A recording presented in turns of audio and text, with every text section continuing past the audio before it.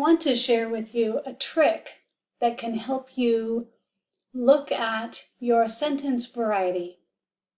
This works really well if you type your final paragraph, but even if you are handwriting, you can use this on a piece of paper. It takes a little more time, but the first time I did this, I was in high school and I did this by hand on a piece of paper.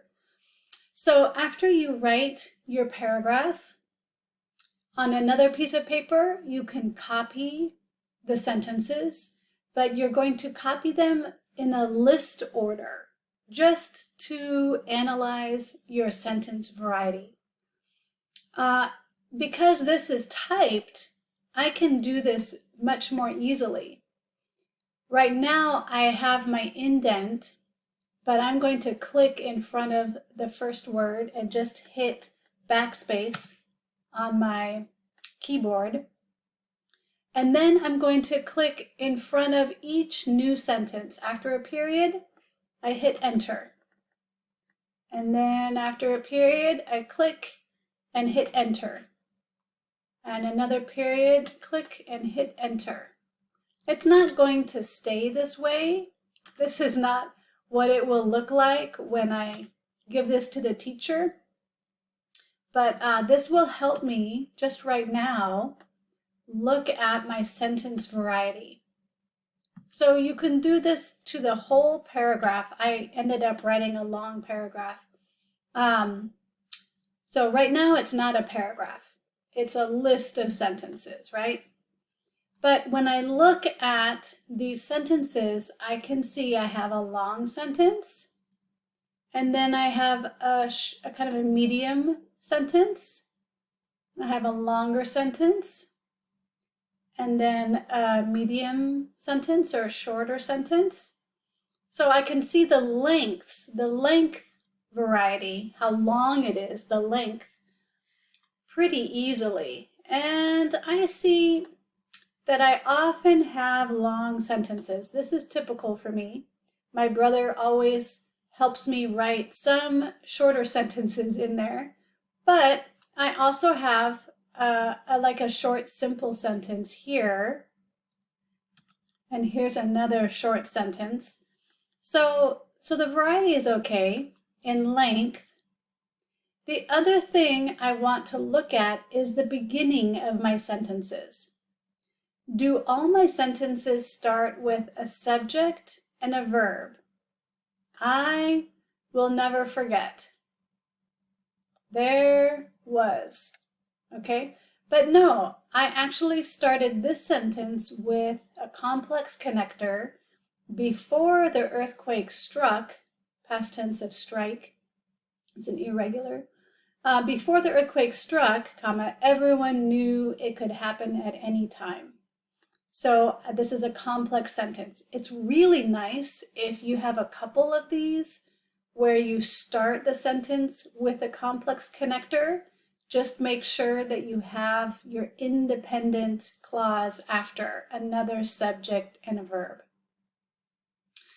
And you can still have some subject-verb at the beginning. But remember, another strategy for sentence variety is start with a prepositional phrase, at, and then like a place or a time.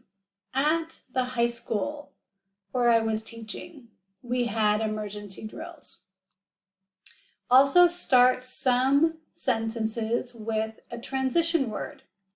You don't need every sentence to start with a transition word, but it really helps transition, especially between your first point and your second point. So my first point was before the earthquake, and then here I'm transitioning to during the earthquake. Nothing fully prepares you for the actual sensation, the feeling when it hits. And then I have details, and I have another prepositional phrase that shows time at first, at the beginning. And then I have another transition word. And then I just have a simple subject verb. I yelled. I held on. I didn't know. I didn't know. Little repetition there. Fortunately, and there's a little transition word. Okay. Here's a nice short sentence. And then kind of a medium long sentence and a short sentence. Okay. After you do your analysis, here I started with a complex connector, although, comma, it can never fully prepare us. Okay, so analyze, you want to try to have some transition words, some simple sentences, some prepositional phrases, at first, at the high school. Okay. If you like the sentence variety, now you have to put it back into the paragraph format. So now I'm going to click in front of each sentence and hit backspace. Now I do need a space after my period. Okay, so that just started on the next line. But I'll click in front of this sentence and hit backspace. Okay, and I still have one space after my period. No space before periods, one space after. Okay, so take some time, oh, I need a space, and put all your sentences back where they need to be in your paragraph, so it looks like a paragraph. And then the last thing you will do is indent your first sentence. So let me just put these back really quick. Okay, now I click in front of the first sentence and I hit tab one time, and there's my indent. Now I don't care if you put a title. It's just a paragraph. It's not an essay. It's not a book. But if you want to put a title, just hit enter. It brings it down, and now you can click up above, and you can click on the up here you have the centering option, and so that will put your title into the center of your page, and you can make a title. Remember, a title should not be a sentence, so there's no verb here, no subject verb. And I suggest you don't start with your title, because sometimes students use the title like it's the topic sentence. And then they start off, their first sentence is, "It was really scary." And if your first sentence is "it," what is it referring to? That's the first sentence. So your first sentence must clearly state the topic.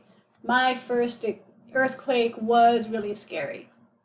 Or the biggest earthquake I was in was really scary.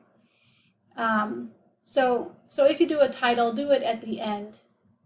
And you'll see that the first letter of each word is capitalized in English.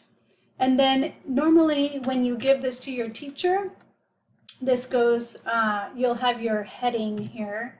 So you usually put your first name, your last name, the name of the class, the assignment name, and then the due date. So this is due, when is that final assignment due? I'm guessing right now. I will say it's due the 26th. I can look at the assignment later, but this is called the heading, and then you have a title if you want, and then your paragraph. Okay, I look forward to reading about either a natural disaster that you have experienced or a wedding that you have attended, maybe your own wedding. All right, please send me a message if you have any questions.